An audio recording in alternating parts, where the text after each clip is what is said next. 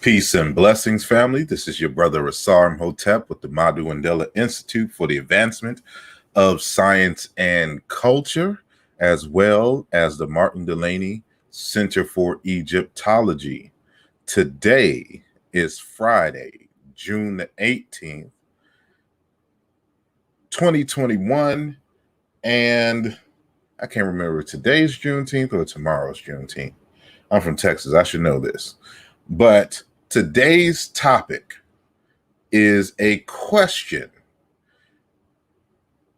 regarding the merits of marriage in 2021.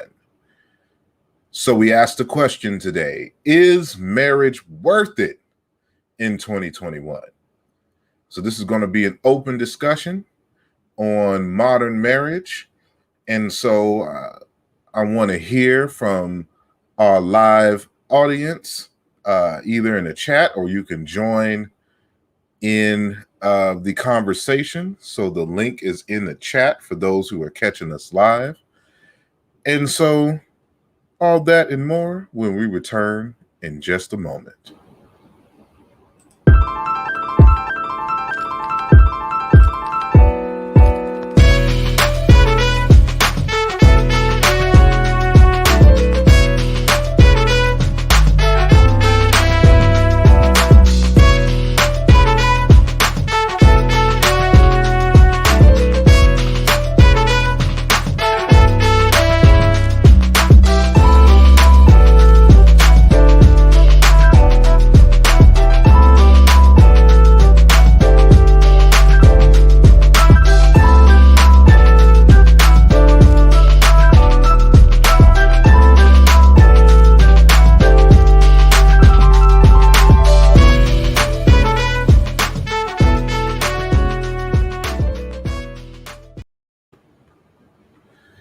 And welcome to the Mbongi. Again, this is your brother asarimhotep. And, we're going to have a very interesting conversation today. And so I have some slides prepared, but I really don't want it to be a slideshow presentation today.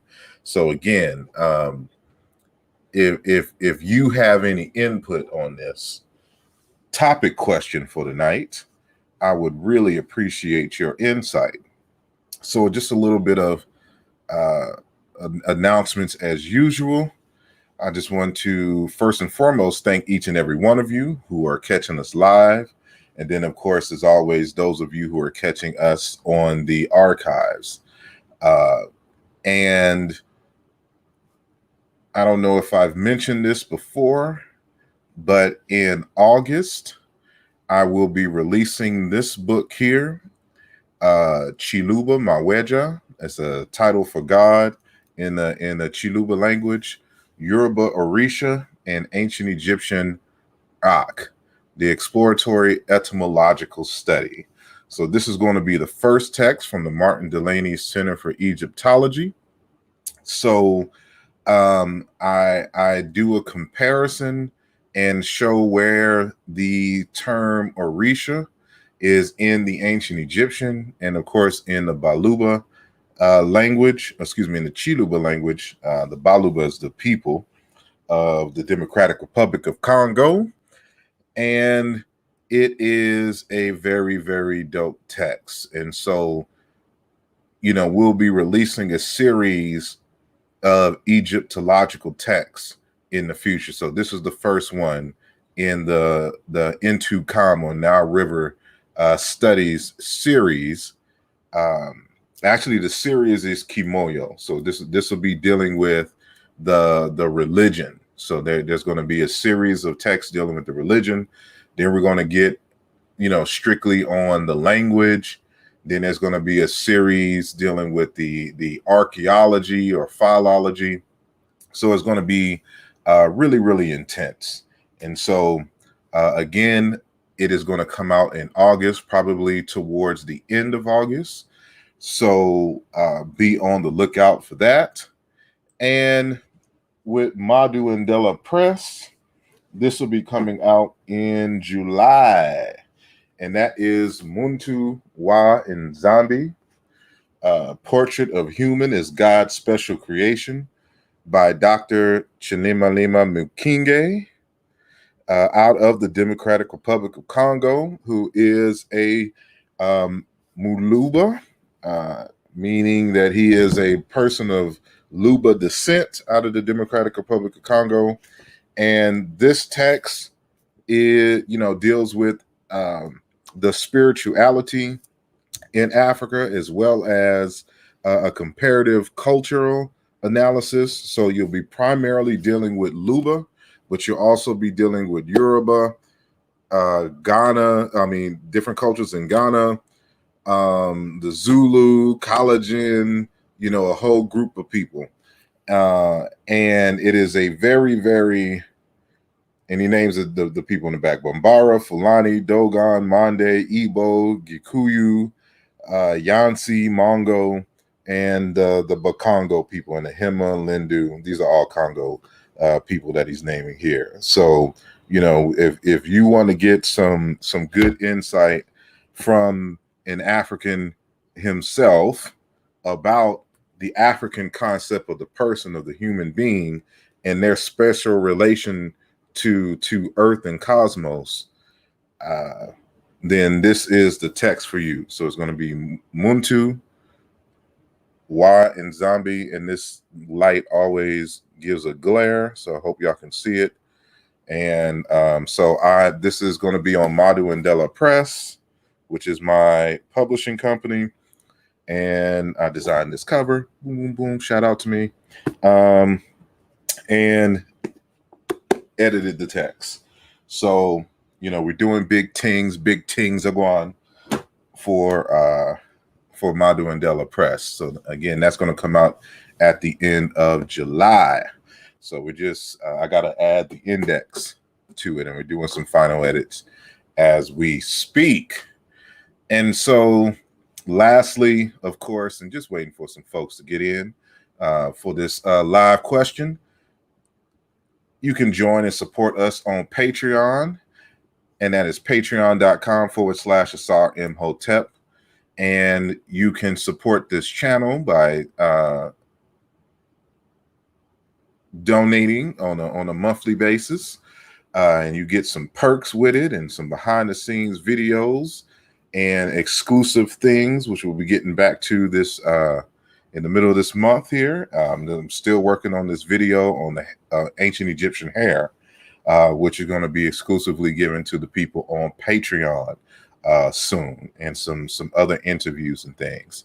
So make sure that y'all check that out, patreon.com/asarimhotep. So I want to give a shout out to those who have made themselves known in the chat. Peace to Sister Anusha, peace to Sister Tamika, Maverick Liberation, and peace to you, brother, all the way out there in Taiwan. And peace to Sister, I said Sister Tamika, and Grown Man 733, and Dynamic, and Enigma 9x9, and Mia. Peace and blessings to you all. Thank you all for joining. And those of you who are also on Facebook and have joined the chat via Facebook. And so also on Facebook, turn this volume off because it's crazy with the feedback. But yeah, and those who comment on the Harold Johnson page, as well as the asarimhotep page, for some reason their chats don't come through my back end here on StreamYard. But again, this topic, the question is marriage worth it in 2021? And for those of you who have been rocking with me for a while and know some of my publications, in 2015 I wrote a text, or published a text, titled "Where is the Love? How Language Can Reorient Us Back to Love's Purpose." And I have been interested for a while in African concepts of love and family.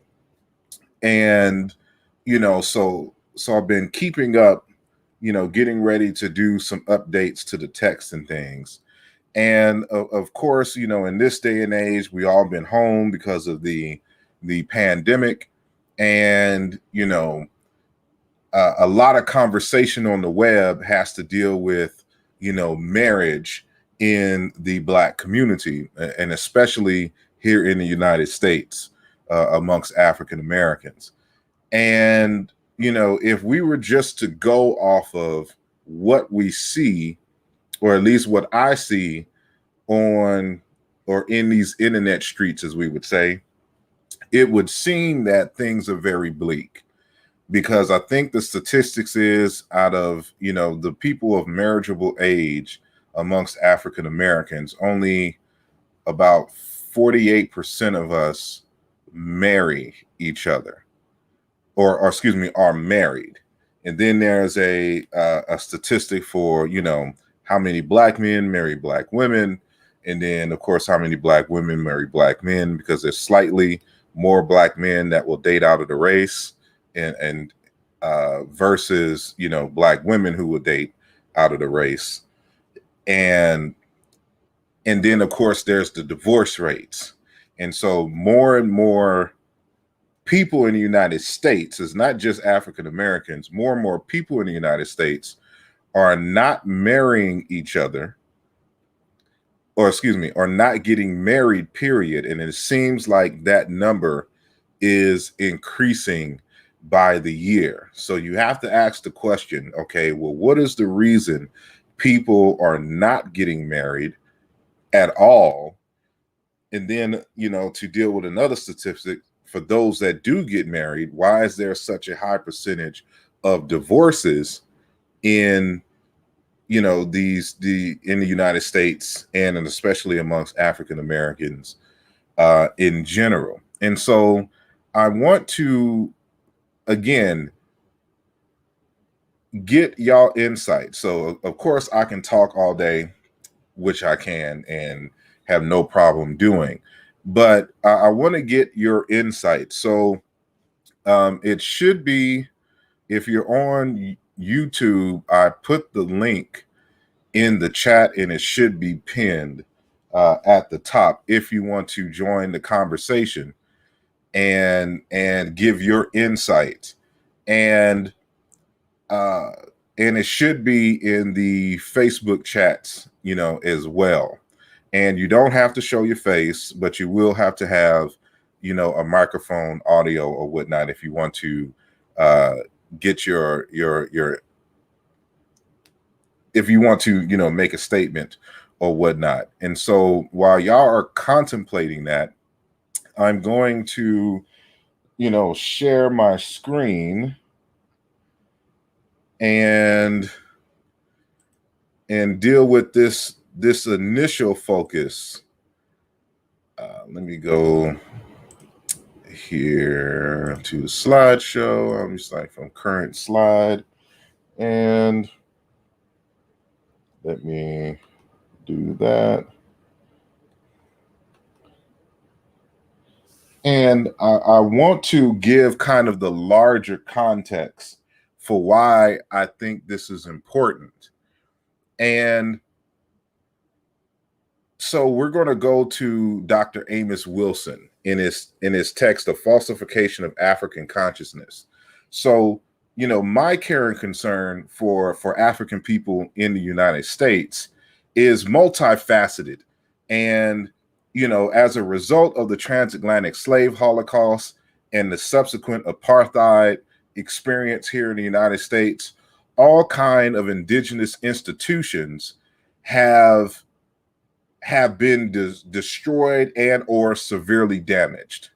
And so when we speak about Africans in America, understand that we are a people in recovery that is trying to heal ourselves and bring ourselves to a position of healing and power.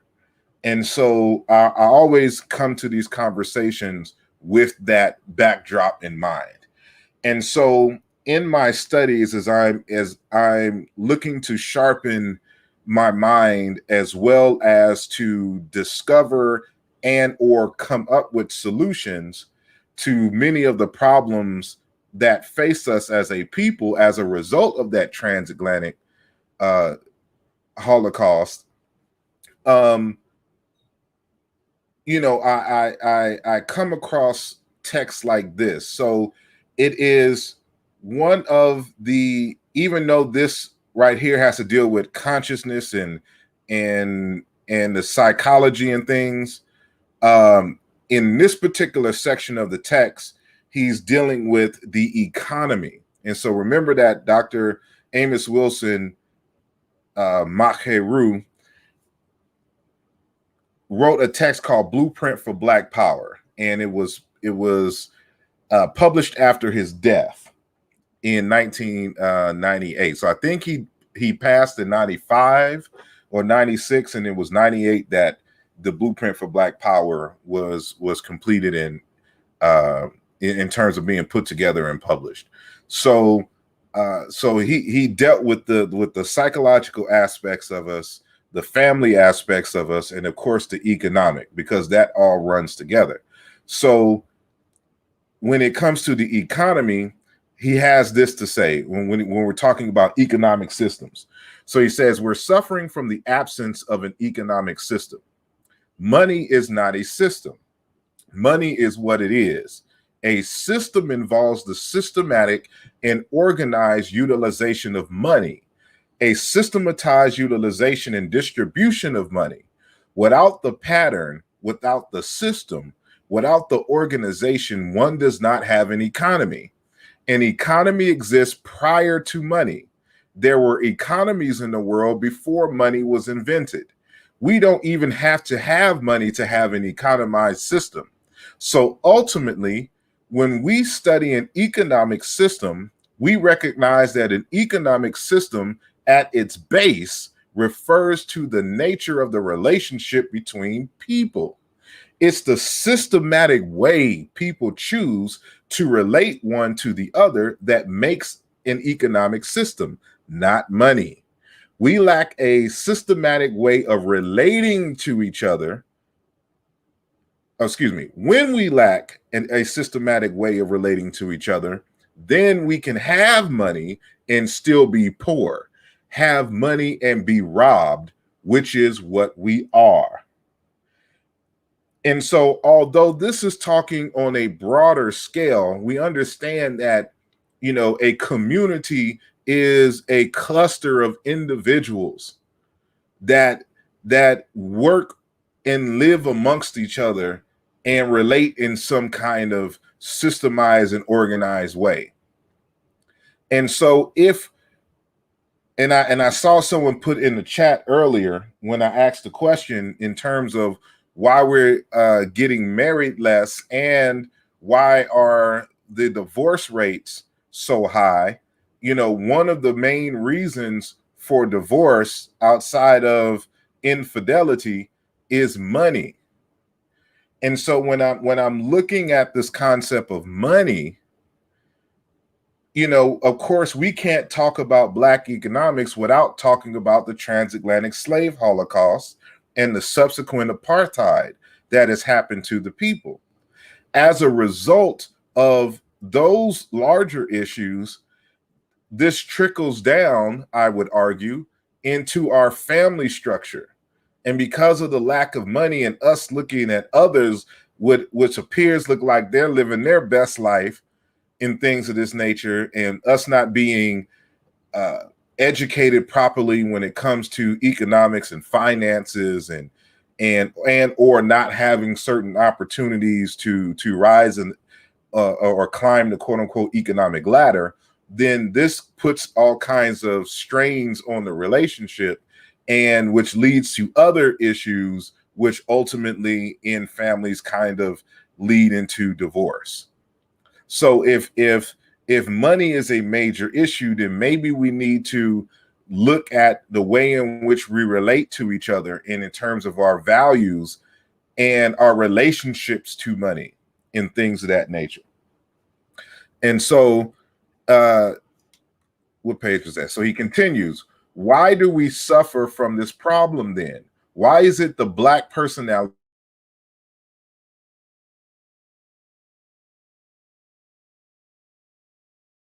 created? I try to get it serves an economic function. Each maladjustive characteristic is not there by accident. It's not there simply because Europeans hate us. It's there because it maintains their economic dominance. And I'll pause right there. That brings the question: does the disunity in African American families benefit Europeans? And I guess that's a separate kind of subject and topic, but related to this. But I just want to put that question on your mind, and we'll see, what we come up with later. I'll continue. If I got money, I can help you. But if I distrust you, I won't help you, and you may not make it. It's not the absence of money, it's the presence of mistrust. If I will not cooperate, if you cannot rely on me, then we cannot have an economic system, even though we may have money. In other words, a people must trust, be reliable, be dependable, have respect for each other if they are to develop a viable economic system. When they have those kinds of relationships, they have a social system, and they can build and they can grow economically. And I think this is an important point to understand. And I want to build, on that for a moment. And Mr. Untouchable says, we are at war, no time for leisured lifestyles. Indeed. A Smooth says, females have an unrealistic point of view when it comes to money and relationships. Males won't stop approaching these females. We'll get to that too. Let me see. This empire about to collapse on itself, bro. I don't see happily ever after on the Titanic. Indeed. So that has to be another question. And I'll come back with the question of, should we be building to move and establish ourselves in another place, such as, in Africa, and if in Africa, where? That's a question I'll pose to the audience and to see what y'all have in mind. Let me see. He says, Asar, are you married, bro? Can you share how you've been working it through? No, I am not married at the present time. And this is one of the things that I grapple with, in terms of, looking at my familial situation, and in terms of my parents, for example. Now, my grandparents, they stuck it through. And matter of fact, well, I should say this.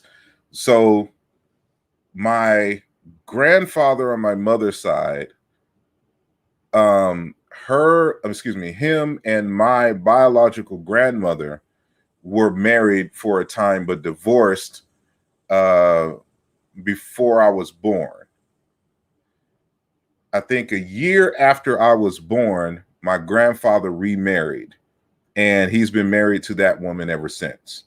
So even though him and my biological grandmother did not work out, they're both still living. His other relationship, they've been married since then. So if I'm 41 now, so they probably been married like 39 years, something to that nature. And so I have a model there. And then, of course, now on my father's side, I've never known my biological grandfather. So he either died and or left. We don't know the real story. When my dad was 5. And but my grandmother, my biological grandmother, married Grandpa James, as we call him. And they were married until they died in the late 80s and early 90s, when I was younger. And so, seeing them, they provided models. But in terms of my immediate family, that there was, a dynamic there. And then I look at people who, like, men who get married, and like if they divorced, kind of the drama and things after the divorce. And that's kind of made me hesitant to do that, understanding the kind of flakiness of marriage. And matter of fact, I'll play a video. I want to get y'all insights on this. So, because the question, and this is going to seem one-sided, and admittedly so. So this, I forgot this person's name, but I downloaded the video, and hopefully y'all will be able to hear it all. And I want to get your opinions on what he's saying. So essentially, we understand this when it comes to modern marriage, that we have an over 50% divorce rate, and that 70 to 80% of the time it is the women who file for divorce for a number of reasons: irreconcilable differences, infidelity, finances, whatever, but 70 to 80% of the time is going to be women that file for divorce. And of course, over time, this has increased since, for example, the 1920s, 30s, and the 1960s. And so we're looking at the data and seeing, okay, well, what has been happening since then that women feel that they need to divorce so quickly. And so this is something that I'm still looking into. But the commentary from the person whose video I'm about to play, he makes the argument that, and we're going to get into hypergamy in a little bit as well, and that women, they're incapable of love in terms of their husband and man. That when they marry a man for what he can do for her, but not simply based on the inner depths of who he is. And so you'll hear this a lot. And so I wanted to get y'all opinions on this. So I'm going to play the video. Let me make it black so that you can hear it. So I'm gonna let it play, and y'all tell me what y'all think about his statement. Women do not love men at all. They are incapable of loving men. Listen to what I got to say here, okay? Women love their children. That's the only way it works. Love flows downwards from man to woman to child, and respect flows upwards from child to woman to man. That's the way it works. Now, if you're the man, you can love both the woman and the child if you know how to do it correctly. And if you're the child, you can respect both the parents, okay? Real simple. Put that in your mind. If you're a man out there and you're expecting a woman to love you, you're absolutely wrong. She will never love you at all. Now, what she does love is the way you make her feel. She loves her feelings, and she wants them to feel good. So if you provide protection, stability, and peace for her, she will tell you that she loves you, but it's not you that she loves. It's the feeling that you're providing. And what you need to know is that any man can provide that same feeling for her. That's why you can have a guy with a lot of money give her peace, protection, and stability, and she will say to him, I love you. One thing to also remember is women look for a lot of different things in men. And the reason for that is all they're looking for is peace, protection, and stability any way they can get it. Remember, fellas, a lot of you guys are in relationships. Your girl says, I love you every day. And a lot of you guys take it to mean she loves you and she'll never leave you. That's not what it means. It means she loves the way you make her feel, and as soon as you stop making her feel that way, she will leave you. Now, the catch is, the longer you've been with her making her feel that way, it may take longer for her to leave you, but it will happen. And part of understanding the nature of a woman is understanding it's your responsibility once you have a woman to maintain that feeling in her. And if you fail to do that by slacking off, not providing peace protection from her, she will prove to you that you don't deserve to have her. Nothing is just given between a man and a woman. This term love is actually a fugazi, and when we shouldn't even use that term. What we should do is appreciate the fact that we can benefit each other, and those benefits are what keep us together. And as soon as those benefits fade, there's no chance of the relationship to continue to exist.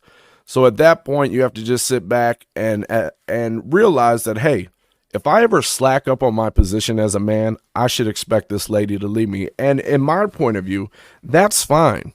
Go ahead and take off if I start to slack up.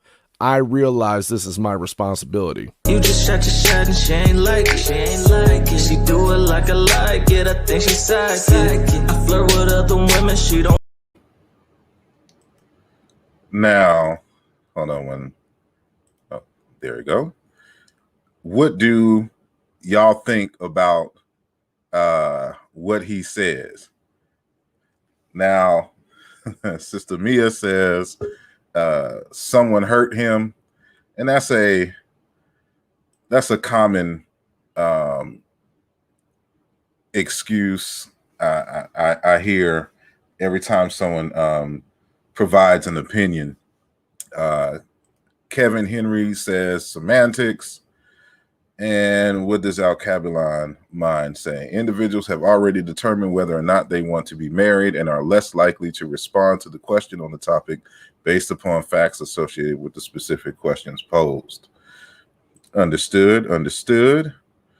And yep, incapable of love. And so I want to, bring this because, in my book, I kept re-emphasizing this notion that love has nothing to do with your feelings. And this is where a lot of people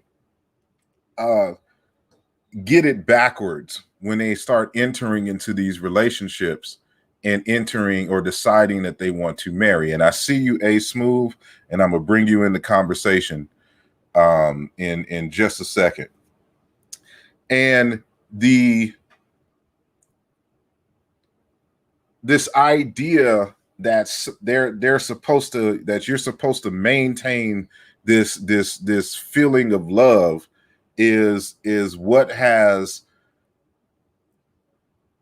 given people a misperception of what this concept is in terms of a marriage. Now, I like what he said in the video in terms of benefits, because as I've stated, matter of fact, I'm gonna share my screen again.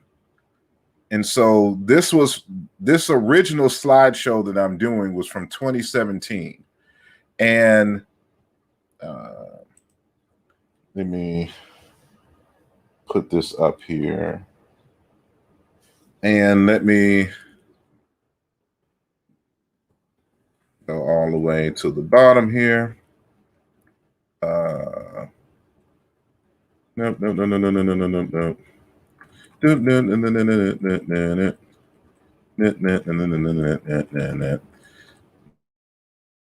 That we got to understand marriage as a mutual benefits institute. And that's how I defined a marriage, is that it is a mutual benefits institute. And so the original conversation that I had in 2017 that you'll find on YouTube is titled, what is a husband or a wife? And I go through some linguistic data, which is at the beginning of this conversation. And I say that a husband and a wife are basically the opposites of the same coin. and that they both are a source of protection and health care, and that a marriage itself is a mutual benefits institute. Now, what is interesting, given the nature of that conversation, so I'm a state this, and then I'm a bring our guest in, who has some commentary. But given the nature of this conversation, so this is from Theophilo Benga's text, Readings in Pre-Colonial Central Africa. And so in this text, what Theophilo Benga did was that he translated into English some primary excerpts from journals and things of explorers who first came into Central Africa. So this particular section of the text is titled "The Social Condition of Women in the Kingdom of Cuba," which is in Central Africa. And so it was by E. Torday and T.A. Joyce, written originally in 1910. And so this tells you a lot about at least an indigenous African marriage institution that, we can unpack, very, very clearly. And that is, he says, the social position of the Bushongo women is remarkable. The first personality in the kingdom is a woman, the queen mother. Among the important people in the kingdom, women have 2 representatives, and in the council of elders, there are several women. The woman is not bought, but is considered fair that a man who has deprived a father of his daughter who was useful to him should give him some little compensation. Also, the fact that the woman must give her consent to marriage eliminates every idea of slavery. So they weren't forced into marriage. She had to consent to it. Although they didn't do dating like we do in the modern time. Matter of fact, the whole concept of dating is not an African thing. We could talk about that later. But anyway, I'll continue. Moreover, the fundamental idea of marriage for them is that it constitutes a collaboration between husband and wife. This, of course, is the case only in areas where Arabic or Portuguese influence has not been felt. So when these other non-African institutes come in, they change the dynamic of this cultural institution. So when the Africans were left to their own devices, the marriage was seen as a collaboration between husband and wife. However, when the Arabs and the Portuguese came into the picture, then it became a totally different thing, where the man rules over the woman, and man is kind of like a dictator and things of this nature. So we continue. He says the role of the woman is to provide vegetables for her husband to eat, while the role of the husband is to provide game, meat, and defend the household. If the husband fails in his duties, his wife will leave him. If the wife neglects her functions, the husband can press charges, and the guilty wife will be punished or chased from the conjugal home. In other words, divorced. Being the stronger of the 2 spouses, the husband is the head of the family. However, in many instances, the woman's decision takes precedence. And so remember the conversation that I had not too long ago on this concept of submission, where I said that the man is the head of household.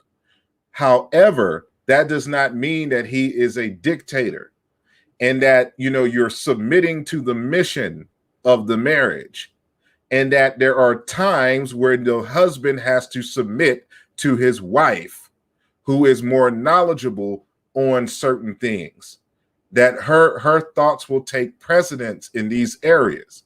And so here's an African example of exactly what I was talking about in that conversation. So continuing, one even notices that important political questions are frequently decided by women. And so you know, I stuck this in here because the greater conversation that I originally had was asking the question, is the man the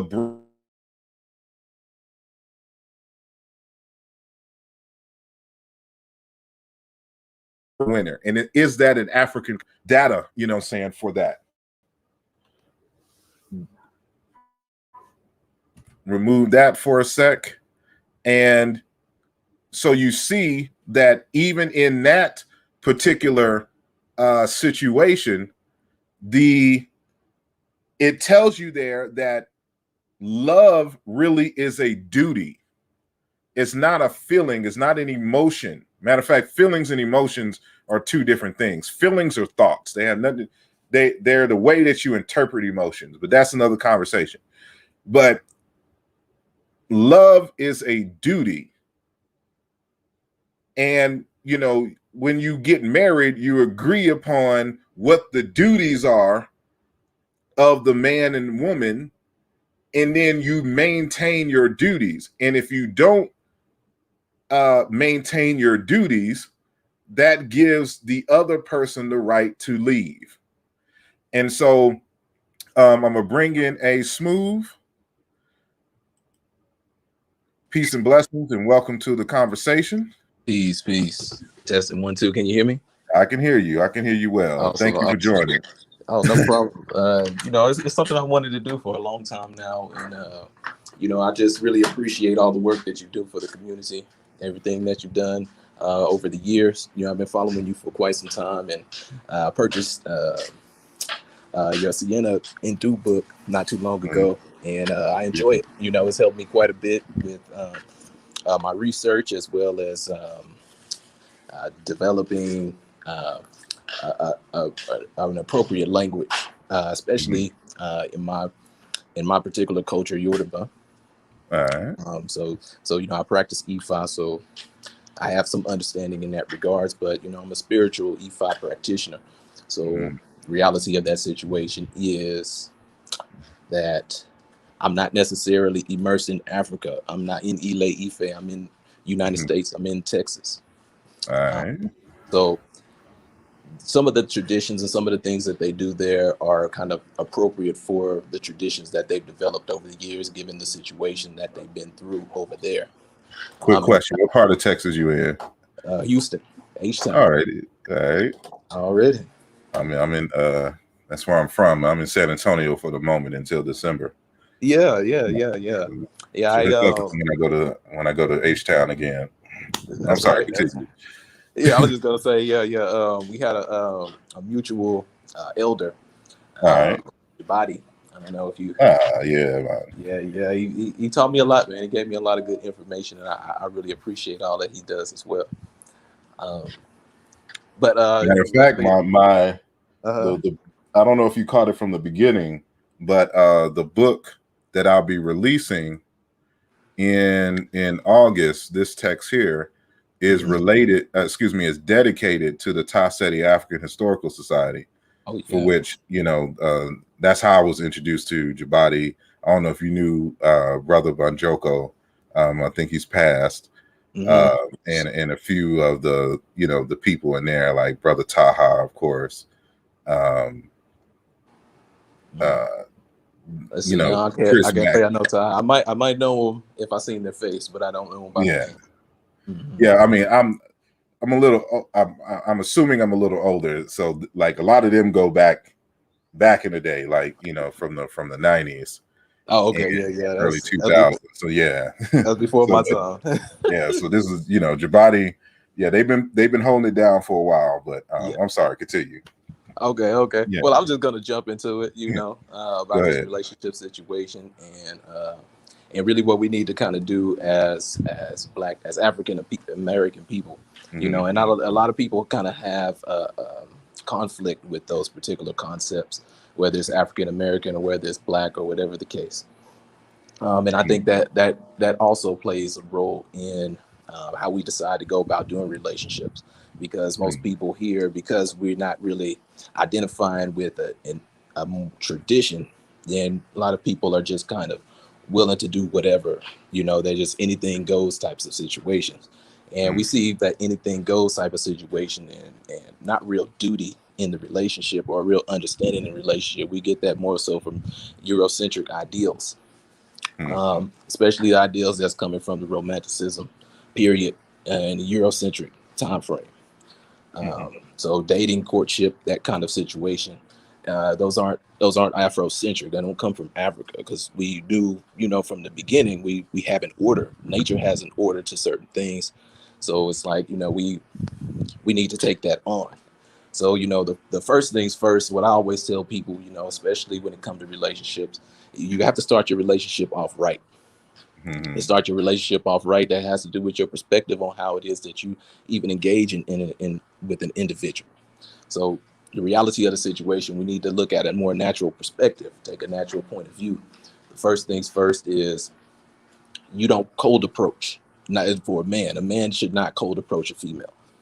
The reality of that situation is, in nature, chances are you won't have that type of opportunity.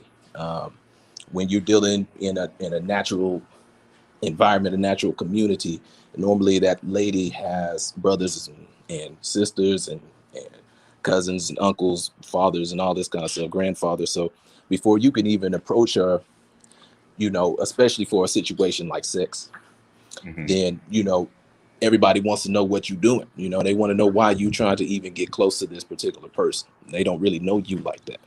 So what do you mean by cold approach? Are you saying that if I see a fine sister at the subway, well, I'm in the East Coast, so got subways, but let's just say in the park, so downtown Houston at the park, I can't cold approach her.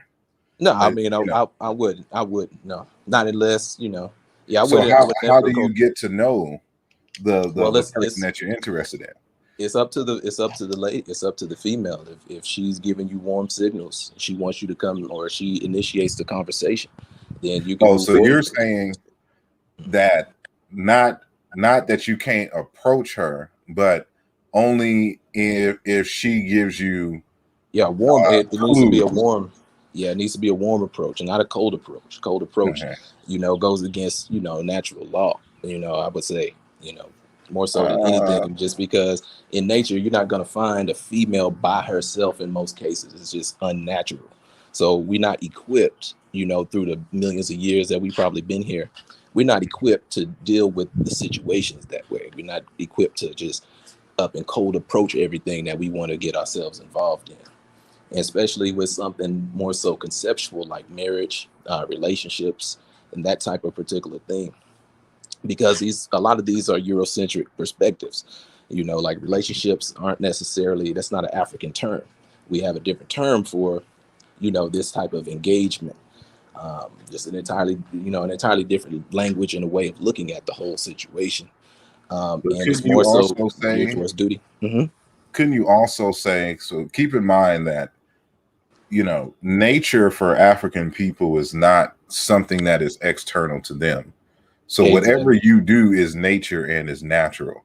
Exactly. And so even with that being said, when we're talking about nature, remember that a lot of those behaviors that we see with other animals and living beings are evolutionary adjustments to pressures in those particular type of environments and natural selection and things of that nature. And so, given the fact that, in modern times, we don't live in small villages anymore, that we live in cities with 10 million people in it. And so the way in which we originally, like 2000, I'm gonna say that's original, but at least 2000 years ago, that we no longer live in that type of environment, so we can't expect to find mates in the exact same way.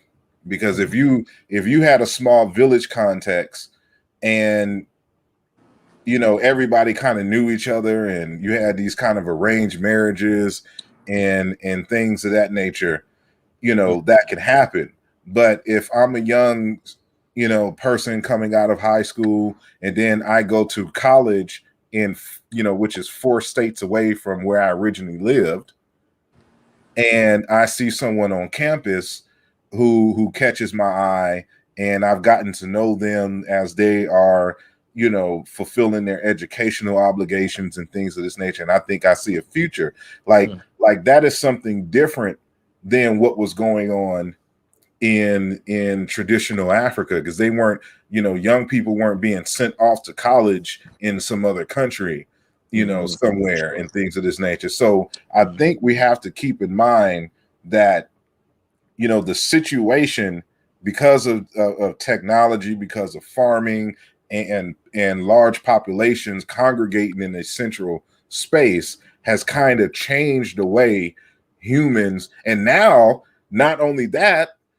we have the internet and technology. So I no longer am, when I'm looking for a mate, am restricted to people from work or who I see going past, to and fro at the grocery store and stuff to this nature. I can go online and see people and create groups of people who have the same interests and stuff to this nature.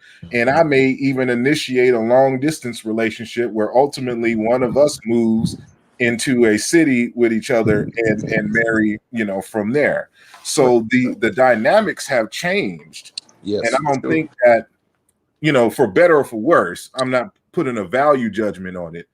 I'm just saying that we have to respect the times and the environment that we're in when considering or having a conversation, when we're talking about, how we come to know one another to be in relationships and married. Yes, yeah. And and I think as a result, I mean, we have technology that definitely helps us in that regard. It's like you're saying, we have the internet. You can meet people from halfway across the world, with common interests, and you can come together that way. I mean, there's so many different ways in which you can kind of break the ice, get to know someone before you actually, really engage in a relationship. I think it's kind of important, to some extent, that people are being quite authentic, if they're looking for a relationship, that they're being quite authentic if they're going to go the route of the internet. In most cases, though, most people are probably going to find somebody locally. So in a local situation, we have, speed dating and gatherings and groups in which you can be a part of that's focused on you meeting the right person, meeting somebody with the interest that you have. So I mean, we have many different ways in which we can go about doing it, whether you live in the city, if you live in the country around, smaller areas. That's really similar to the older ways. You can definitely get to know someone in a country town a little easier than you could, in a city, filled with 1 million people. And a matter of fact, I was just reading something today preparing for this conversation where people in smaller towns get married more. And in many instances, their marriages last longer than those in urban areas. Exactly. Very much so. And it has a lot to do with the conditioning of the community. Mostly people that live in a more urbanized setting, their reality is that they're they're bombarded by advertisements and how things are supposed to be, through the magazines and through the TV shows, through the billboards, just through local advertisement. And it's kind of swayed a lot of people into actually understanding what the purpose of a man is and what the purpose of a female is. So, there's a disconnect, because now when people get together, they don't know why they're really together, and that relationships only last as long as the sexual value. And we know that most females, when they start to get older, they lose their sexual value. Like, you don't feel like so sexually attracted to them as a man, because number one, your libido is going down. You're losing testosterone as you get older. So, there's other hormones in addition to your testosterone that's causing you not necessarily to be so focused on just having sex all the time. So, I think in that regard, we got to keep in mind that and I mentioned this term, and you'll hear it a lot on the internet now, hypergamy. Yeah. Right. Yeah. Where, for example, women have a natural tendency to want to date and marry up. Yeah. And so this, this is why, like, for example, like a lot of people aren't understanding the conversations that go on Kevin Samuel's channel or other folks in the manosphere, like Fresh and Fit, or Kevin Samuels. I've been following him for years now. You know, since he been on O'Shea Do Jackson channel. Exactly. Even him as well.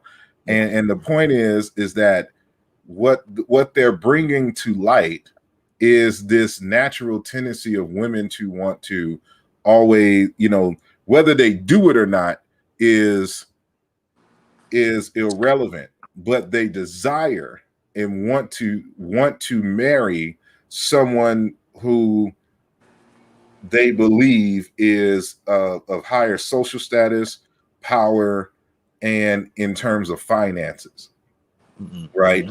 And so they're always thinking that is something better at the top, which is one of the reasons why they'll leave, people, because they do, they'll leave their husbands or boyfriends if they think that the grass is greener somewhere else with some other guy that they think is of higher value. So that's what the whole high value man, becoming a high value man, and all of that conversation stems from. But for men, hypergamy exists as well, except ours has nothing to do with financial status. Ours has to do with looks. And so for us, even as we get older, we still want younger looking and younger women. And so, for the sexual market value of a woman decreases as she gets old. It does for men regardless, but ours lasts a little longer because we can be in our 40s and 50s and still attracting women in their 20s, right? Depending on who we are. But it's not necessarily the case in mass, the other way around. And so for us, our hypergamy is, younger, say women. And so of course, like when Michael Jordan got divorced, when Shaq got divorced, when Brad Pitt is in the news right now because the woman he's dating is in her 20s. They all went for younger looking, beautiful women. Like that's just the thing in which men do. Right. And so but to an extent, on the women's side, matter of fact, I'm gonna play this video. I think I had this uploaded, and so I posted this on my Instagram page as well. And I want to get your take on what he's saying here, like because this brings up a question in terms of one of the reasons why it's kind of hard to date people in 2021. And so for women, because of hypergamy, they want a man who was already established, who's went through the trials and tribulations, but they never keep in mind, like, what does it take to maintain and what does that type of man want? But when they have an opportunity to get with that type of person, but they don't stick around because they have this concept that you hear a lot with women called struggle love. Like, I don't want to be there when the person is struggling, but they want to be there at the finish line. And so like this video kind of almost speaks to that. And I want to get your take on if you understand it. So for sure. Here we go. My fiance came to me and said that I have to make a decision between our relationship and the business. This guy had, in his dorm room in undergrad engineering, built an online cloud-based compliance tool for hedge funds with under 250 million to help them reduce their costs. It's a subscription service. The guy had a run rate of $5 million. He hadn't even graduated yet. I'm licking my chops at this business. This is fantastic. And then he said, but I have no time. And I never see my fiancée, and she wants me to come be with the family on Sundays just once. but I'm doing my compliance downloads on Sundays, and I have to deal with my customers because I got to be back in class at 8 o'clock in the morning on Monday. I said, everybody, let's be pragmatic. Which is easier to replace? Your business or your fiancé? Did you catch what he was saying? Well, I missed the very first part, probably the first 3 seconds. I missed what he was saying then, but I think I got the gist of what he was talking about. So for everyone listening, that is one of the 4 people that is on Shark Tank, one of the investors on Shark Tank, and he's given a story about a young student, an engineer who's in college, who is engaged to be married, and he's a genius guy, developed this kind of software that is, it has a valuation of 250 million, right? If he can just get this, off the ground, and he already has, companies looking at him, and he's working his plan, trying to get this, and ultimately he's expected to get a big payoff. But while he is in college and doing this, and he's engaged to this woman, she, not understanding the vision and understanding the big plan, is complaining about the time at this moment that she doesn't get to spend with him, for example, on Sundays. And so she's giving basically him an ultimatum to spend more time with her or continue in growing this particular opportunity, which can set them up for life. And so you have this situation here, like, where, while this person is struggling, putting in all the hard work that is ultimately going to have a big payoff, they don't want to go through those processes with that person, and not understanding that an ambitious, high value man is not going to have the kind of time that a person that has a 9-to-5 would have to spend with her. And so this is something that I see on the regular, and it's funny that women don't want to be with that individual while he's making his climb, but then want to complain about why that person isn't looking for them when they've made it to that level. Well, see, I want to piggyback on that right there, because that was the reason. That was the main reason why I put in the comment, that females have kind of a unrealistic ideology or conception of relationships and money and how that situation works. The reality of the situation is that if you're not there as a female, if you're not there to help that man build all the things that he has, then it's only right for him to give as he sees fit. There's no actual relating in the aspect of the resources, because he spent all of his time and energy by himself building that with no other help. It's kind of like that story we used to hear about, I think it was Chicken Little or something like that, where the chicken, asked everybody for help, but nobody would help the chicken. And then the chicken ended up making, like this wonderful roast or whatever it was, a pie or something like that, and everybody wanted a piece of it. But the reality of that situation was, nobody helped me do this. Like, y'all wouldn't even get the eggs for me. Y'all wouldn't help me beat the flour. Y'all didn't do anything. So it makes a person like, why should I just give whatever? Why should I just give so much freely like that? I work too hard for this. If I just give everything away that I built for, then my empire might crumble. I won't. You'll take the foundation right from up under me.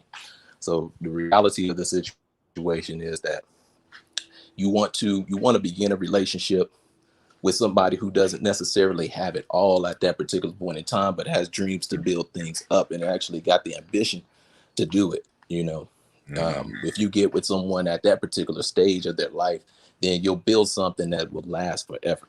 It won't ever go anywhere because you have a hand in the development of that situation.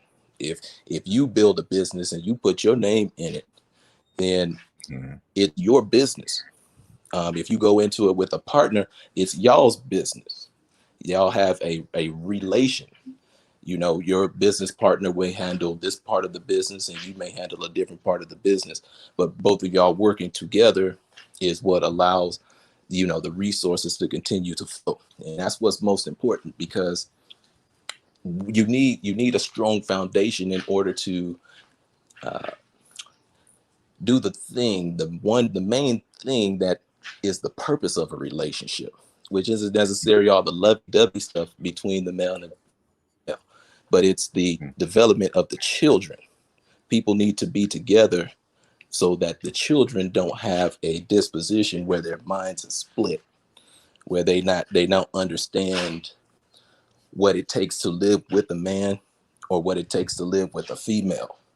It's very important, that the family structure is there. And, that kind of brings me to a side note.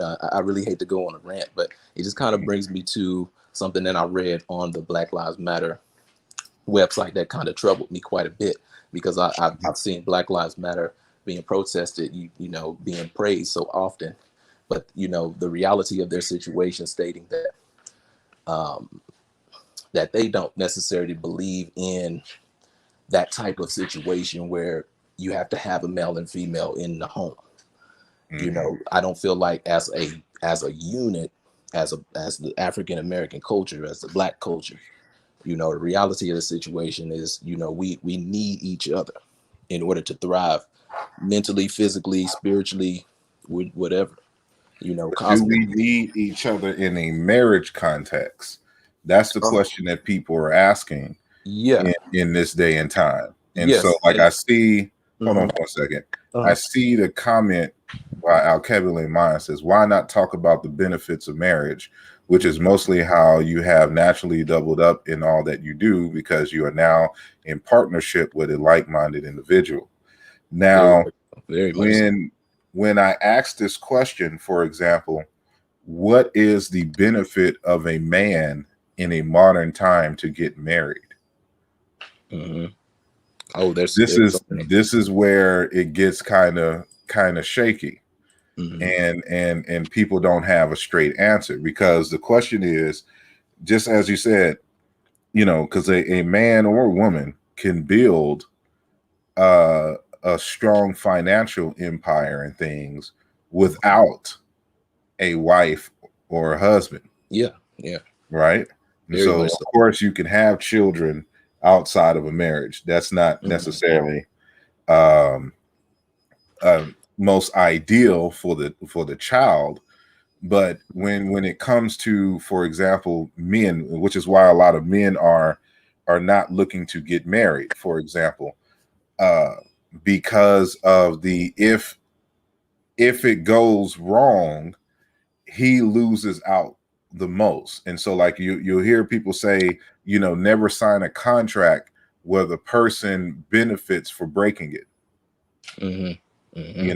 So we know that divorces are skewed towards women because it hasn't caught up with modern times. Exactly. Because there was a point where women did not have as many working opportunities, and a lot of them were stay-at-home moms. So if you leave, if you're the breadwinner for the household and you divorce the wife, or she divorces you now, and especially when there's kids involved, if she has no, she can't work because jobs are not provided for them, and they don't have equal access to education and stuff to this nature, then of course, you're gonna have to pay alimony. You're gonna have to do all of this to make sure that she's on her feet. But you're seeing situations now where people who have perfect health and can work, have degrees in things of this nature and have earning potential, who are getting half in things of this nature or more and getting,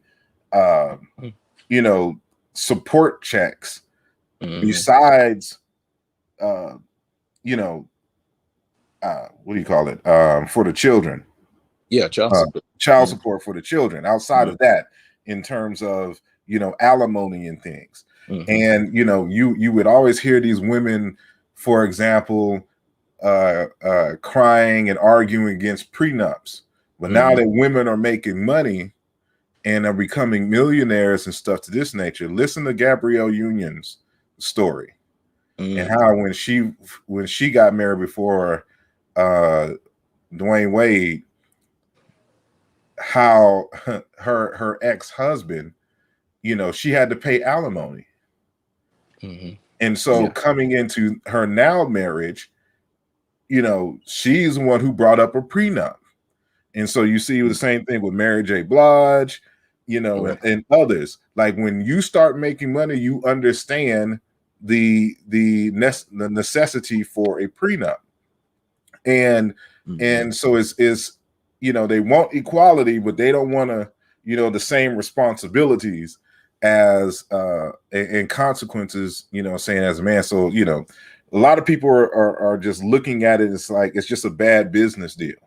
And for example, if you are a man who, like, let's say you enter a marriage and there's a woman, the woman has kids from a previous marriage and or non-marriage. If y'all divorce, you still have to pay child support for those children, even though they're not your children. And so there's all these different reasons. And so I asked the question for people who advocate for marriage. For men, what are the benefits? What can they gain in a marriage that they cannot gain by themselves? And I would love to hear from people in the and remember, this is an open call show. So at the beginning of the chat, I hope I have it pinned. I'm not looking at it directly. I think I set it up there. The link, if you want to provide your commentary to this conversation, you can join the panel for those of you who are interested in this conversation. But what's your take on the question? What are some benefits that can be gained? Yes. Yeah. Go ahead. Go ahead. No, go ahead. Yeah. I think I understand the question. There's so many benefits in both, in directions. The reality of the situation is that it kind of, with the way that modern society is developed at this particular point in time, it gives us the opportunity to really identify gender roles by nature, and really kind of see the importance of the psychodynamic aspect of a male and a female. Again, relationships coming together like in the form of a marriage or to the point of a marriage, because like my particular take in marriage, and I think it's kind of important to kind of stress, is that marriage is not necessarily something that you begin with. Marriage is a capitalization on what you have built with that other person. And that's kind of more so of a modern take. And then you kind of have to take the religious aspect out of it, because religiously, it was presented to us as you don't do anything until you get married. That's the very first step. And that reality is not necessarily where we are in society today.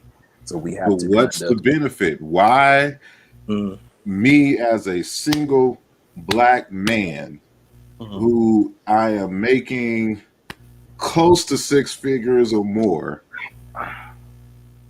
and I've been through college, and or I own a business or whatnot, and I'm doing well for myself. Right. And so what are the benefits? Why would I risk all that I've built to play the dice, if that is what you're actually doing with a woman, playing the dice to be married, and you have a 50-50 chance of it not working and you losing a lot as a result of the marriage. Right. I understand. And I'm trying to get to that. I'm being a little long-winded, but I'm trying to get to that point. And the reality is, like, if you're already, like Kevin Samuel says, like a high-value man, I mean, obviously your standards are going to be a little different because you've already built a lifestyle for yourself. In order for you to continue to produce like that, you can't really make any changes. That's kind of the problem of being rich. Once you get rich, you can't stop what you're doing, or you won't be rich anymore. You got to figure something else out. Otherwise, all your money and everything else is going to be taken from you. So you have to find somebody who's kind of willing to continue your situation with you, provide you with a level of comfort and peace in your home so that you can continue to bring in those resources. The reality of that situation is still, the basis of it is still for children. As a rich man, you want to be able to pass on a legacy. You want, if you're a type of person like me that is in reincarnation in some aspect, if you got to come back to this planet, the reality is you don't want to come back in poverty. You want to have the choice to have yourself elevated. And it takes today, it takes money to do that right now. Maybe, in the near future, money won't be such a big deal for most people, especially if Black people come together and start building strong communities. Then the reality of our situation is, money won't necessarily be a factor. We can, provide provisions for one another to raise ourselves up out of poverty and to keep ourselves out of poverty. So that reality of that situation is that as a high value man, your values, not just the way that you get money, but not your actual valuation is in monetary sense, but also in ethical sense, in a moral sense, that you have to be working towards passing on your legacy. You should always be looking for a female to have children with, for your own future, for your own safety, because you're going to get old one day and your money may not work the way that it used to. And you may need some real assistance when you get 60. That's what the nursing home is for. Well, and that's why I'm already have an investment strategy so that I have a young nurse to wipe my mouth when it drools and feed me as an old man. So I don't need a wife. I already got that in the budget. Well, we can talk about that too, because the reality is, like, in a lot of instances, you can hire people to take care of certain things, personal things for yourself. You don't even have to have $1 million in order to do that. You can find good-hearted people who would do that. But the reality is, what you want is somebody who's going to relate with you on a deeper level. I mean, to the point where we're talking about children and being able to elevate yourself, because there's an effect that you have that happens to you when you start to develop a family. There's certain levels of, conceptually, there's levels of emotions that you're going to go through that you need in order to activate certain aspects of this biological system that you've been given. So the reality of that is, like, you have to be working towards elevating yourself. You can't do that alone, and you can't do that with money. Just like the principle, a lot of people say, no matter how much money you get, don't necessarily make you happy. And a lot of people are in this situation. This thing got nothing to do with happiness. Well, anyway, happiness is I'm just using it in a general sense. It's a generality. And the reality of that situation is if you want to elevate spiritually, you want to elevate biologically, you want to elevate, period, in this life. You want to have a wholesome life, a holistic life. And you're going to need people that are really close and very dear to you in order to be able to reach into you and help lift you up. Like this is a necessity. No matter how much money you have, you still have to go and communicate and deal with people. You know, it may not be so many. If you got a bunch of money, you don't have to deal with so many.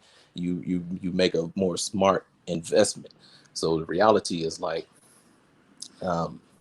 you're bringing people around you who can also benefit you. You know, that's an easy way of going about doing things. However, it doesn't take away from your biological construct. No matter how much money you have, you still need people. You still need communication. You still need dialogue. You need that feedback, because that's who you are. That's who we all are as people. You know, we got to communicate. So that's imperative. Mm-hmm. Mr. Untouchable. I want to bring Mr. Untouchable in the conversation, and Sister Arcable on mine. So what is your take on what has been stated thus far, Mr. Untouchable? Good night, brothers. Can you hear me? I can hear you. Yeah, I was hesitant in chiming in on this discussion because I'm not a African American.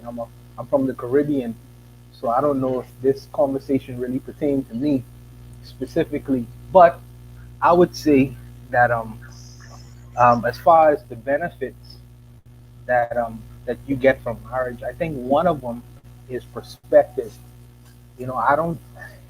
If you was to ask, would Barack Obama become president if he didn't really have that kind of insight from the other side? You know, that female kind of perspective from Michelle Obama. Would he become as successful, you know, as he became? You know, most successful guys usually have a female or a woman or a wife in their stead, because they able to give the other side of things. You know, you can't necessarily see the full gambit of things without that female perspective. From my position, it's just a male and a female. When they come together, they able to see the whole gambit of things, the whole table itself. From my position, so, and also I wanted to say that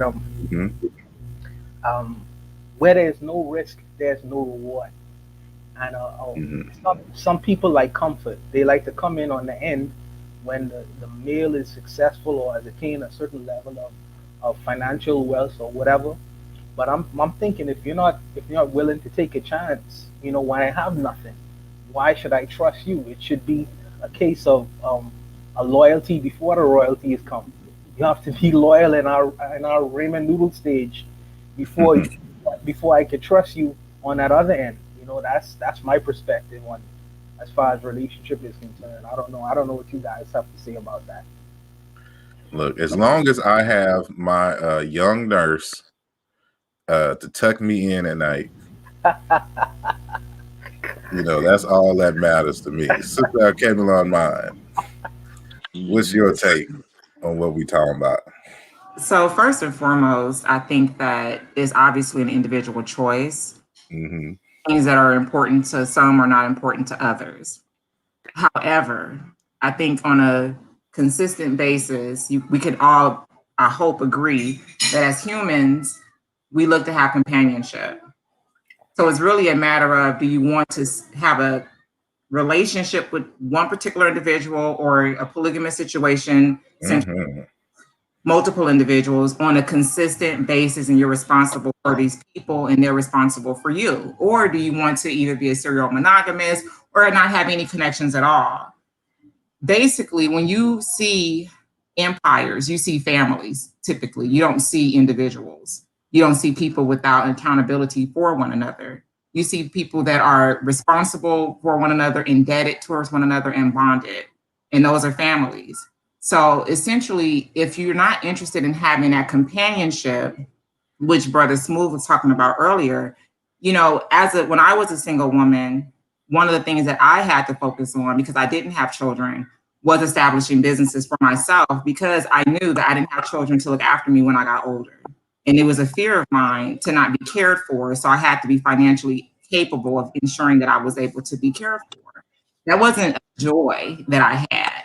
And I've also known of older people within the community that had been married and they had since separated from their husband. And the husband, though he was with other women, had come back to the wife to be cared for when they were in need, when they had health issues. So I think ultimately we seek to have a life partner, someone that knows us, that we don't have to explain ourselves to, someone that can even tell us about ourselves because they intuitively have learned more about us based on our behaviors that they've witnessed that we probably haven't even noticed. So it's really a lot to gain that's intangible.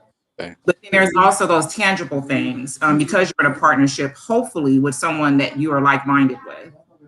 Yeah, facts. Indeed. Yeah, listen to that perspective. The key word. You said the key word is trust. She just knocked it out the box. But I wanted to re-emphasize this aspect of my argument earlier in terms of what is a husband and what is a wife. So y'all mentioned in many different respects in the comments and especially Brother A Smooth in terms of the roles of the husband and the wife. And I make the argument that the roles are the exact same. Like the whole concept of gender role is, I think, needs to be more flushed out, in my opinion. Because ultimately, based on I agree with that. Well, I don't mean to cut you off. I do agree with that. However, I do know that there are specific things that belong to females. There's specific things that belong to males. But ultimately, this is where I'm getting. Ultimately, they are the same thing. The husband and the wife. So I guess I got to go back. So the I invented this term called fromance instead of romance or afromance, because there's, I don't think there's an equivalent term in African languages for this type of dynamic. But anyway, so an example that I gave is this ancient Egyptian term here on the top right with the H with the dot under it, him. I give, the etymological path for this particular term. So they all, come from a root meaning tree, and then male, king, male, female, god, male, female, husband, wife. They're the same word ultimately that diverges in a different way. And so I also demonstrate that in Egyptian, the words for HM that have this consonant sequence here, there's a different dialect historically where the syllables were reversed. MH, right? And so this MH needs to supposed to have dots under them. I don't know why all of them didn't appear here, but this MH is a word for care or to care. This or care as the noun. This verbal suffix here, the I or Y, turns it into a verb. So to care for, to be concerned about. The same word becomes the word for a priest with a different suffix. This Y's right here. It becomes a word for guardian. And the same thing with the W is kind of a hunter, fish spearer. And the cognate for that in the Egyptian language, where Egyptian has this H with the dot under it, Chiluba will have a K sound, and the M in Egyptian will correspond to the B or M sound in Chiluba. And so this word here, mukubi, priest, just like this word here, how the same word for to care for, to be concerned about, is the same word for priest and guardian. It's the same thing here. Mukubi, priest, from the root kuba, being protected, to take care of, ensuring, to monitor, to observe. Bukubi, guard, monitoring, treat, healthcare. Chikuba, care, protection. Jikuba, again, to protect yourself. And so I go through this, and the proof that these are the same words and the syllables are reversed is done in Aludra Volume 2, as well as in the Chicam Dictionary that was published the same year. And so in Chicam, Egyptian, again, that MH is for to care, guardian, whatever. And the him in Hemet is for support, to provide some support. And then him again to give protection, to defend. So you see that this word to protect, protection, care is also given in a syllabic inverse. And so I go through a whole chapter and showing that HM and MH, M dotted H, are the same words in reverse in Egyptian. So these are all the same roots, the same words. So these all correspond to what you see in Jakuba. This is important because the word for husband or king, and the same thing for priest or whatnot, is HM. And the word for wife and woman is just, it has the feminine T suffix to it. And so this tells us that the role of the husband, who is the priest, that's why in the Yoruba it's a Babalawo, the father of mysteries. The father, the head of the household, is the priest. That's even in the Catholic Church, you call him father. That's who he is. But the ultimate root comes from to be protected, to take care of, ensuring. So the difference between the priest, king, husband, and the Hemet, the wife, is only grammatical. Ultimately, they're the same. So this is why I say, what is a husband? What is a wife? A source of protection and health care. Now, how they do it is different. We play on the gifts that each of us have in terms of our energy, our temperament, our spirit. But ultimately, y'all have the same goals for each other. You are to each other the exact same thing. So while the husband is in charge of the physical against physical danger in the home, for example, or out in public or whatnot, like that's his role. The woman still protects as well. She protects in a different way. She may control the finances to make sure that all the bills are paid, or she may cook to make sure that you have the right types of foods to protect your health and your spirit and energy and things of this nature. You both provide health care for each other. He may pay the bills in terms of the insurance, but the woman may be the nurse of the family. They all do the same. They all have the same goal, that is protection and healthcare for each other, even when you get older. So when Sister Kabbalah Mine talked about, getting older and not, or the fear of not having, children to, offspring to take care of, but that's part of, you growing old together. So y'all can help each other in those old age. And of course, if you have children, they can, help you in other ways as well. So that's why when I argue, when you talk about a marriage, you're talking about a mutual benefits institute. You're ultimately the same thing to each other. You just do it in different ways. And so when somebody, when a woman talks about, I'm looking for safety and protection, that's the same thing he's looking for.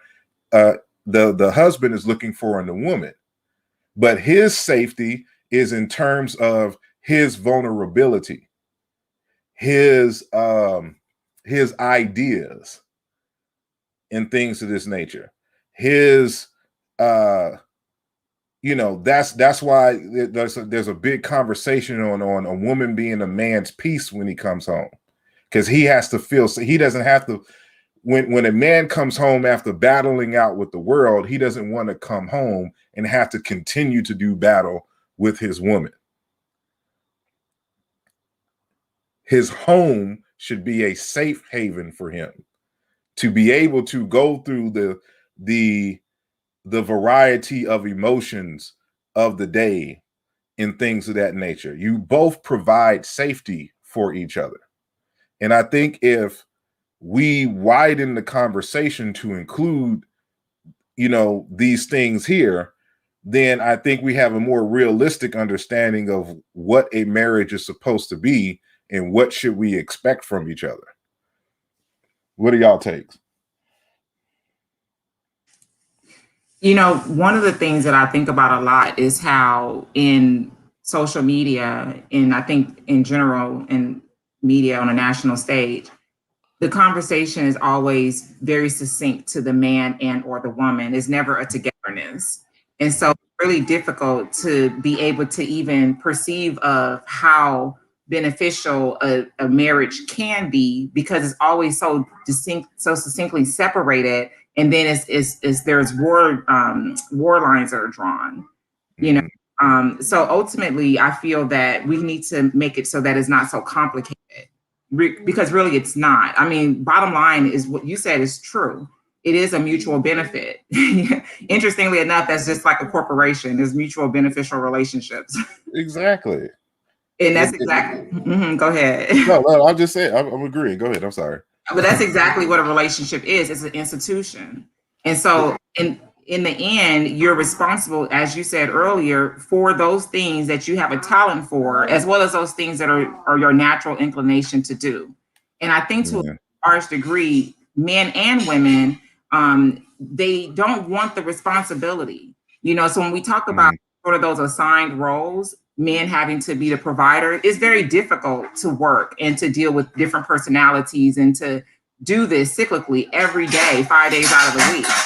As a woman, if we were in that assigned role and we're cooking and we're cleaning and taking care of the children and taking care of everyone's emotional state, et cetera, that's very difficult. And at the end of the day, people don't want responsibility. They want to be very chill, very relaxed. They want to Netflix and chill. They want to just be in a relaxed state where they decide when they have companionship, or they decide who they're going to be in relationship with this day or at this particular time, and be able to move on freely without responsibility. Because I don't remember who said it, but a woman, when they realize what marriage entails and the responsibility that comes with it, where you're daily sacrificing for other people, they may not want that. And the same thing, they may want to get away from those responsibilities. So I would hope that anybody that chooses not to be married, I would hope that it's not because they're just irresponsible. There's benefits to it. There's so many benefits to being married, to having children even, and having a family. It's so much love, and it's so much that you gain from those relationships that it far exceeds the responsibility. Indeed. And I think there's another dynamic that needs to be discussed as well. And so first and foremost, that what I'm finding in this internet space is that a lot of the marriage concepts, the marriage discussions that I'm finding, there's a lot of difficulties because primarily people are coming from Muslim and Christian backgrounds, and that worldview shapes how they interpret, a marriage. And so, a lot of these folks have never, read what I cited earlier in terms of this idea that a marriage, according to the people in the Cuba Kingdom, is a collaboration between, two individuals. So you see, for example, that the role and responsibility of the woman in the example that was given was that she was to provide vegetables, which means she was the farmer and or the the gatherer, if it's in a kind of a forest hunter-gatherer context. But she's responsible for the vegetables, and which means she is the farmer. And however, the man has to go out and do the hunting and to bring the meat. And so keep in mind that this is, prior to the introduction of capitalism into Central Africa. But the fundamental roles are the same in the sense that the wealth of the family was the contributions, the equal contributions, dependent upon skill set of both parties. You know, I rally against this notion that the man is supposed to be the breadwinner. After doing a lot of research on this, I come to find out that this is a relatively recent concept. And that there are, I'm sorry? I want to just add that I don't even agree with the concept. I believe that living in a capitalist society, as people of African descent, where generational wealth is absolutely required of us, how do you put the onus on one person for resources, period? Exactly. Matter of fact, I'm going to share my screen again. Let me see, I need an assistant.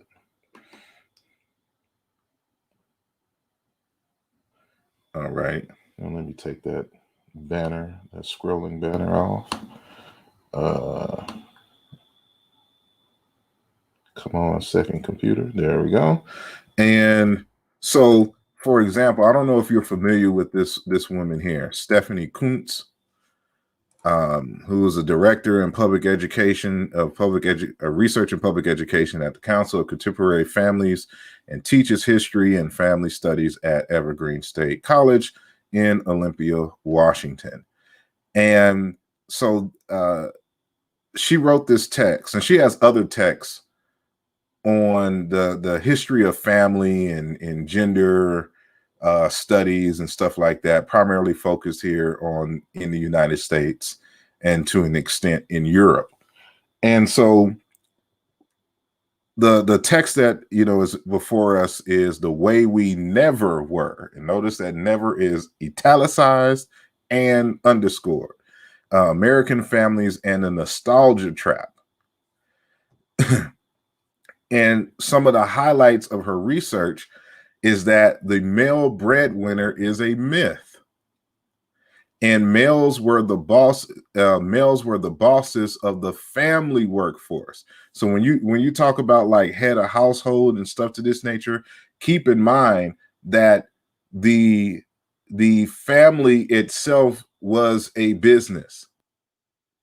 And they worked on farms and things of this nature, which is why, like, you know, children went to school part of the year but worked in the farms another part of the year, because that's how they made money for the family. So this is why it paid to have a lot of children and things back in the day.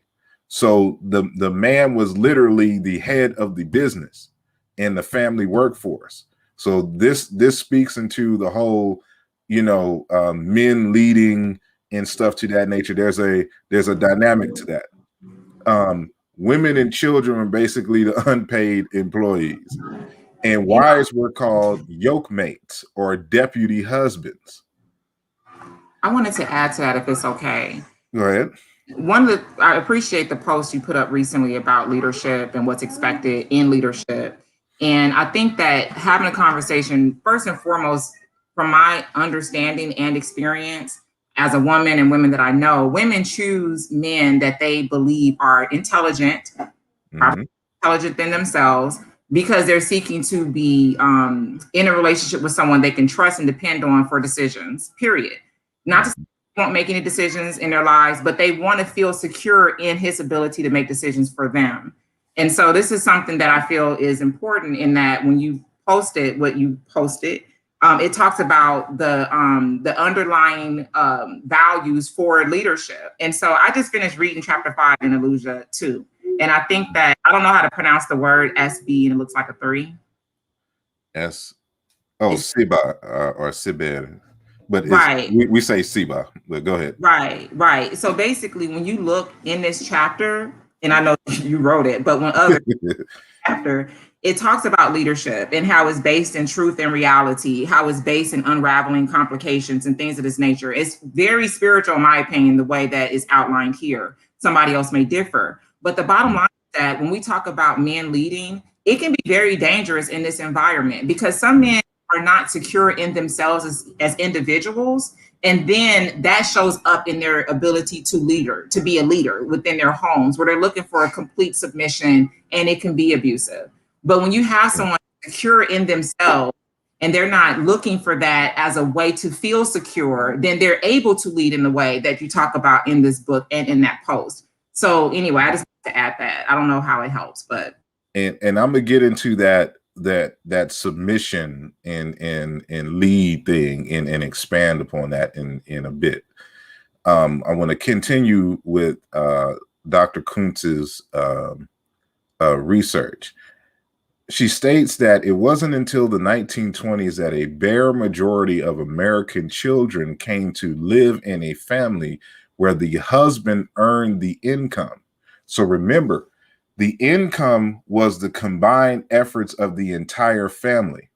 But when the industrial age came, then things began to shift. So the industrial age, that's 1700s, but really doesn't kick off really into the 1800s, going into the 1900s. So the wife was not working beside him in a small business or on a farm or earning income herself, and the children were either at home or in school and not working in a factory or in the fields. And so this begins like this notion of the man as the breadwinner doesn't emerge until the 1800s, and that family form then grew less common during the Great Depression and World War II, but it reappeared. So it during the Great Depression and World War II, that model declined, but it reappeared in the 1950s, thanks to an unusual economic and political situation in which real wages were rising steadily and the government flush with cash was paying veteran benefits up to 44% of young men starting families. This was a period when your average 30-year-old man could buy a home on 15% to 18% of his own salary. Now, this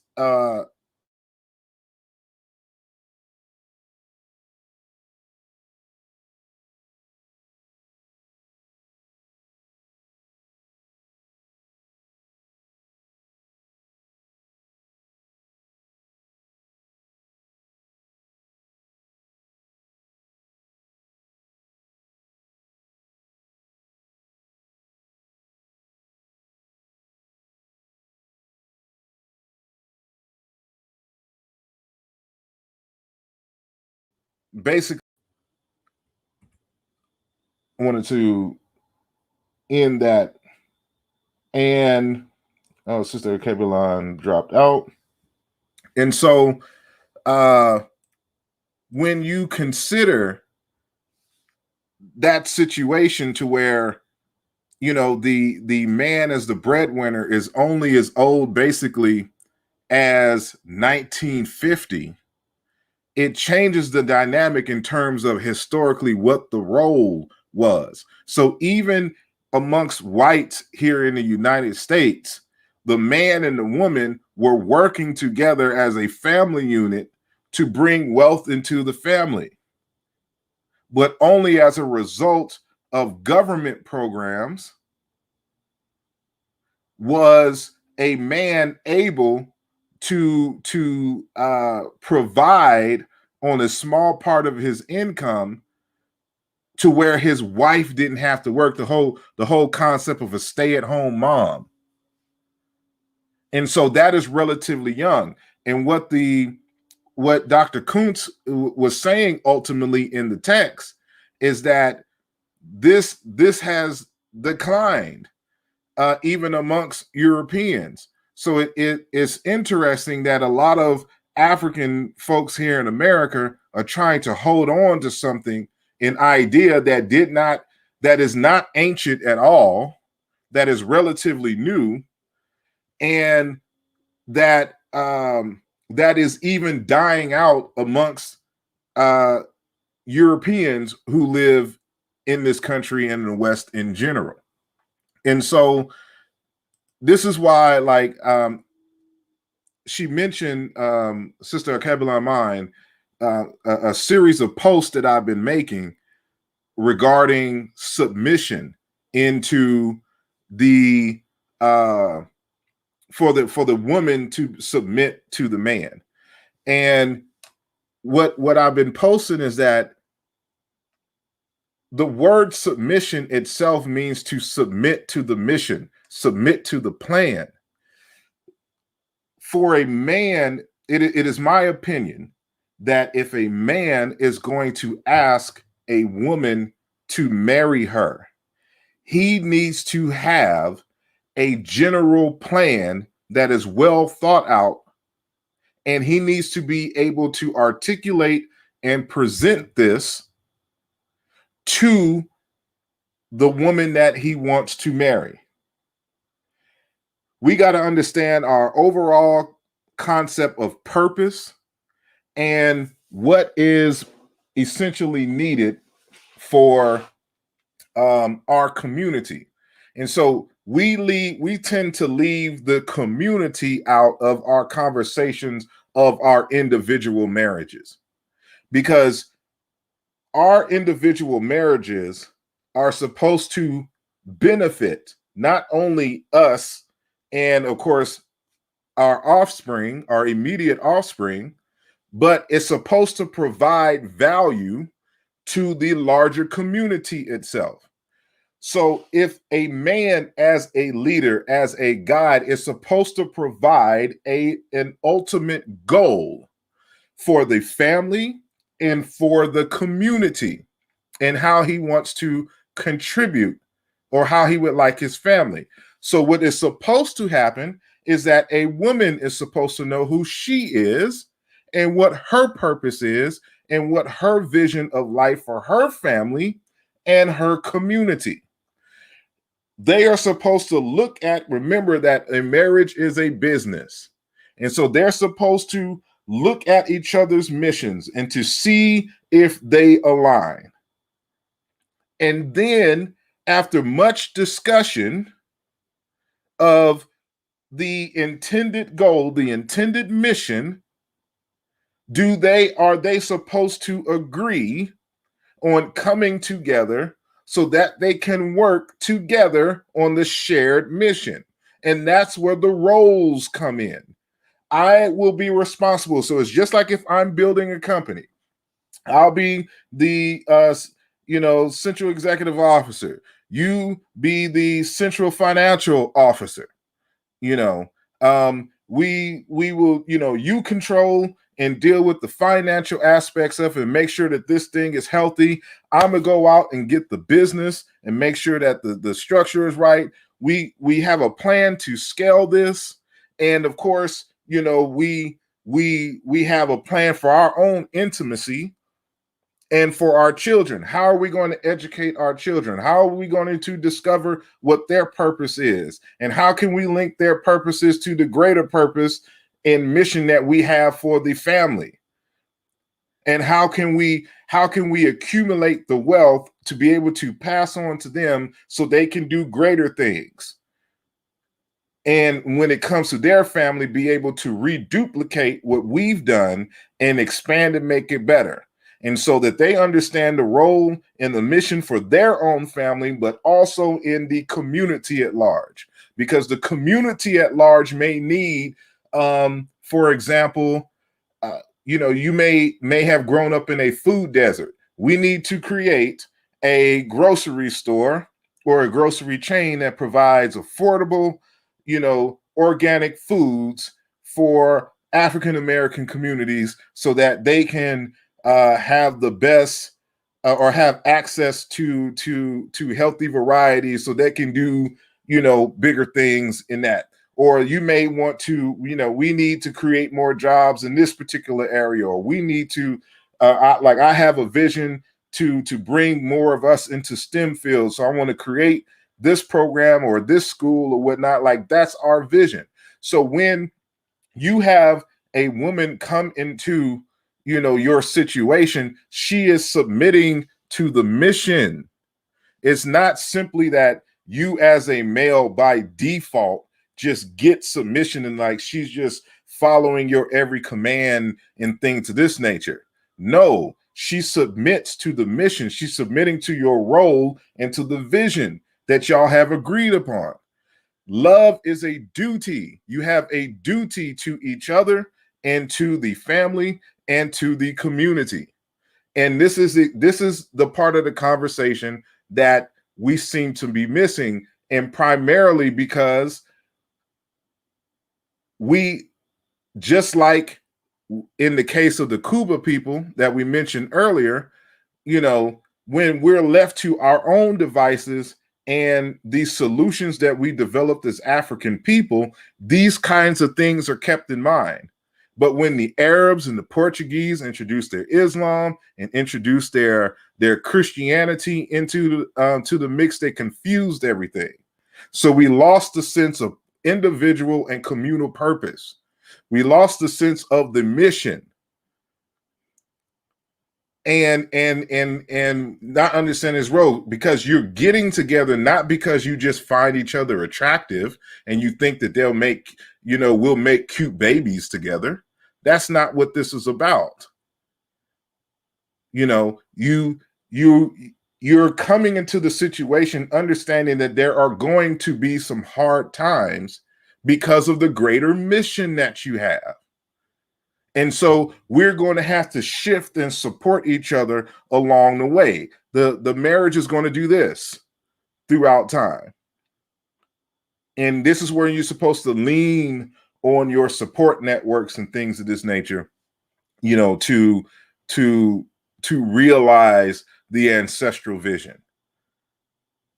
So what we're supposed to do is create. So it may be y'all may come together because y'all want freedom for African people. So in what ways can we come together to help further bring, you know, African people closer to sovereignty? So we may both have political ambitions, and we work on it from that. And so these are the things that you got to kind of keep in mind. And this is part of the struggle in finding suitable mates, because we don't understand that role that we're supposed to have. You know, your mission, when you're talking about being on your purpose is connected to community. And so the question is, how does your marriage, how does your relationship increase the value of your community? How does it make your community stronger? And in what ways, you know, are your experience? Because you got to understand, when something isn't right in your marriage, it affects the community. So whether, for example, if a man leaves the marriage and the woman is there to fend for herself with the kids, and for example, let's just say they have a son who doesn't have the strong discipline and male guidance in his life, and that individual seeks that sense of validation and structure in family, for example, in gangs or other things of this nature, and he gets involved in some criminal activities. Your marriage just doesn't affect you, because now, because of your neglect, because of certain circumstances, now this individual is wreaking havoc on the community.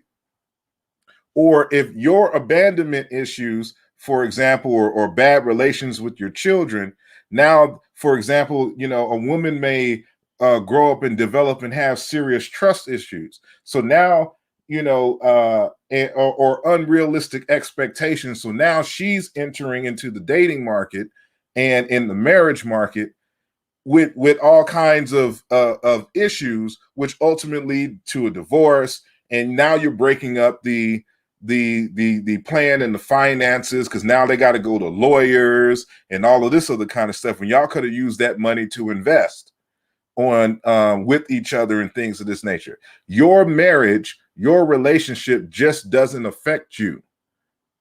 It is within the context of community, and this is what seems to be missing in the conversation when it comes to African people here in the States in the marriage.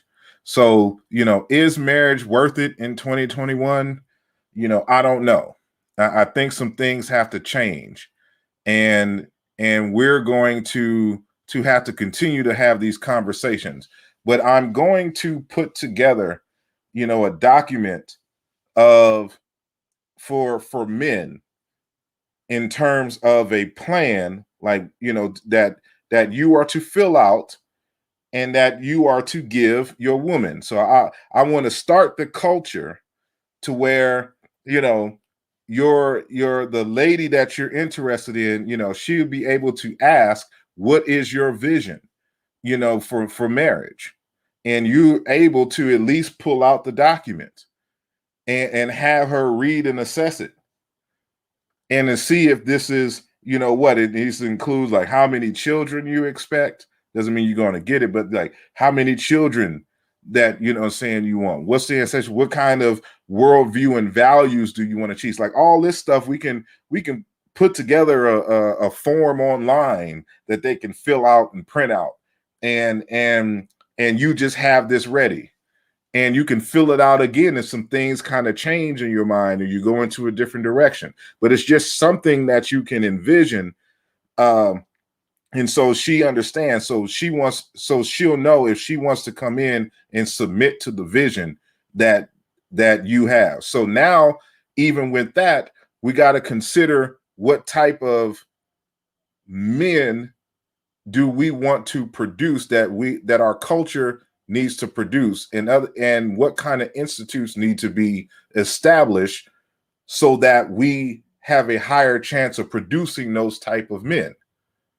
So, from an early age, we need to be developing young boys to understand who they are and what their mission is and what their role, and to develop the visionary in them, so that when it's time for them to fill out this document in their early 20s, that they will have the type of vision and understanding to have the vision and the understanding and even the language to articulate what they see and envision for themselves and their family, and what role do they want their wife or wives to play in that vision, and the same thing for women. And so y'all can look at the document side by side and see where there are the agreements. Then we got to come up with like a statistic, like y'all should move forward if y'all have at least these 6 points in common, and things of that nature. Move on. I don't know, it's something new. But I think that, we need something like that. So, marriages and culture is not static. You have to adjust the culture depending on the time period and the needs of the people. But with that said, I appreciate each and every one of you for joining the conversation. We've just a little bit over 2 hours, and I don't want to keep it too long. I want y'all to keep the conversation going. And of course, I want y'all to make sure that you like and subscribe to the channel.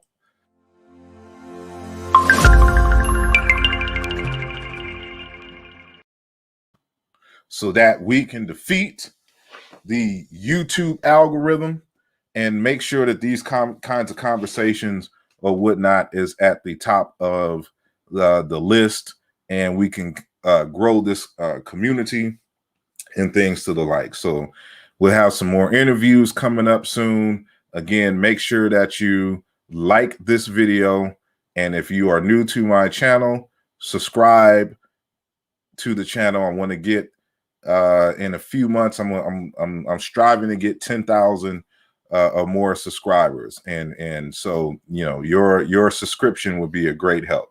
So with that said, you can find me on various different social media platforms. And with that said, y'all have a good night. Y'all be blessed and stay safe in these internet streets. Peace.